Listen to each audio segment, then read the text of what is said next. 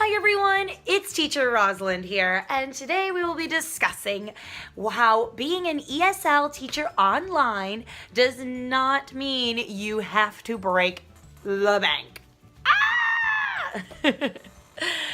A lot of people tend to have a common misconception that they have to spend a ton of money on their classroom, and that necessarily is not the case. So we're going to go over the cool budget-friendly ways that you can still have a fun and interactive classroom without making it rain money out of your wallet, because then the money goes to stores, and that would be kind of tough, although there are some times where stores challenge you.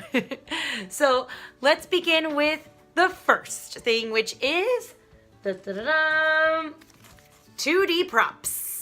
So 2D props are the easiest things to make. If you already have a laminator or self-laminating sheets at home, you're one step ahead. But if you don't, no worries. You can get a laminator on sale. They're usually about $20 or $30. Or you can get self-laminating sheets, which are a little cheaper. Or you can get Mod Podge and cardstock and make them out of cardstock. But all you have to do literally is have a printer at your house, print the pictures you want, buy a bag of 100 popsicle sticks, which is probably about $1.50, $2 if you go to the right store, and you can print out as many 2D props as possible. I have obviously like little mascots, letters, what else do I have? I have animals. These are great because they're easy to hold up during a lesson, and to get this glare off from the light, you literally master the tilt. Or you can Mod Podge it too if you really want to after you laminated it. But this is one way. So 2D props. These cost almost nothing and they're great. We also have another version of 2D props that are not on a popsicle stick, which I'm going to show you right now. Okay, so the other types of 2D props include things that you can get from Nokidding magazines, and these are also laminated, but these are great things to use. For example, I have pictures of, girls in different types of dresses, different color dresses, so I can use these for a math activity or even a, identifying colors activity. And I also got this from a Shutterfly ad. This is a picture of a family, but this is great for, a family lesson. So these are all really good, inexpensive ways to make your classroom a lot more inviting, aside from only using what's on the computer. Now we're going to talk about some other types of props that you may already have in your house. So another type of prop that you already may have in your house includes any plush animals. Who doesn't own at least one? I mean, plush animals, it may not cost you anything. And if you don't have one, you can go to the dollar store and get one for $1. But these are great, particularly if they're different animals. You can be used in many ways. You can use them for high fives, oh, high five, boom, and they high five the camera. Or you can use them for, this one's a shark, so I use it for, a sea life lesson. The fins, we'll count the fins. And all that. So I have about 4 different plush animals that I use, and I already had them at my house, so I didn't even bother to buy them. Although I do have our mascot for, one of those big teaching English companies.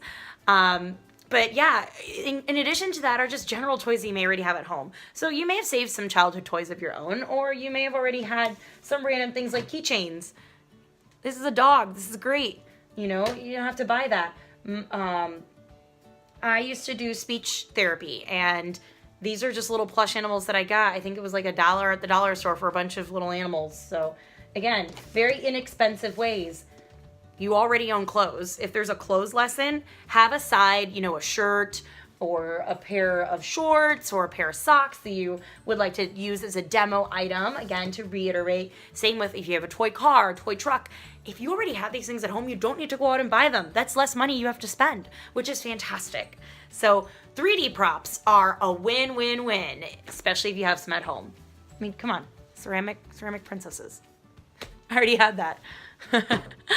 Next, we're going to talk about your background. So again, you don't need to spend a ton of money on your background. I'm literally going to show you that I have probably spent a maximum total of maybe $10 total, and not everything is up here for my background. So first off, this cool little picture paper I got on clearance after Christmas at Walmart for, I think it was 25 cents. It was a pack of photo booth props, and I just wanted the background. 25 cents. Can't beat that. Cookie sheet. You already have a cookie sheet at home. Most likely. It can be used for any magnetic things that you may use for rewards, for lessons. So cookie sheets are great. Command strips. Honestly, I recommend purchasing a large pack of command strips off of Amazon. It's going to be a lot cheaper for you. They'll usually come within, the 2 days for Prime, which is a phenomenal investment. So command strips, I think everything in here is up with a command strip, which doesn't damage your walls, especially if you're renting a location.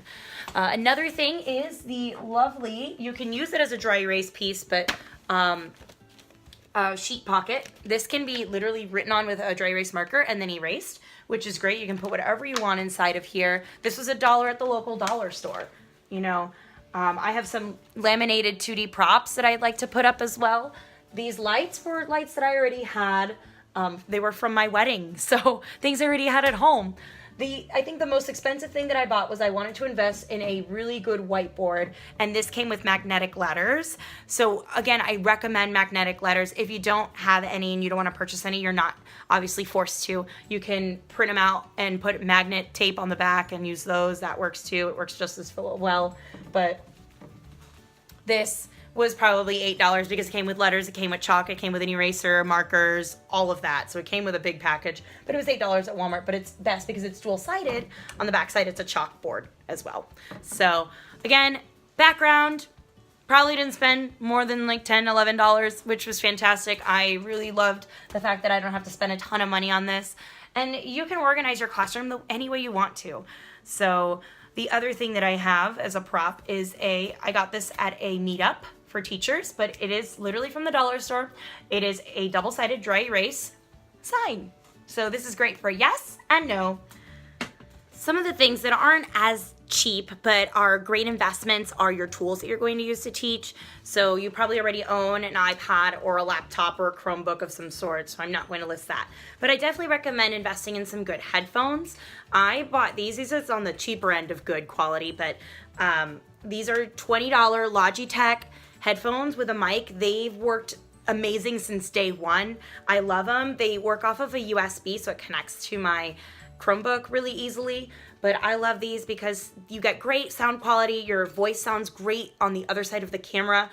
So it has great feedback. I mean, sorry, not bad feedback, but great sound resonance in it. And this is probably really good. I bought these for $19.98. I purchased them online from Walmart.com, so that's a good bargain. You can also get these, I believe, at Target and all those other large commercial retailers.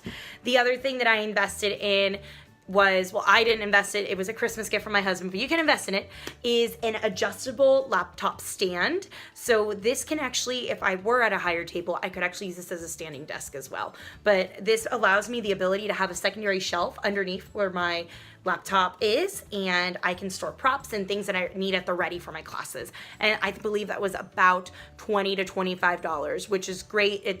It blends. The table is adjustable. You can put it closer to you or further away from you, which is another fantastic investment. So those are the two big things that I recommend you highly invest on.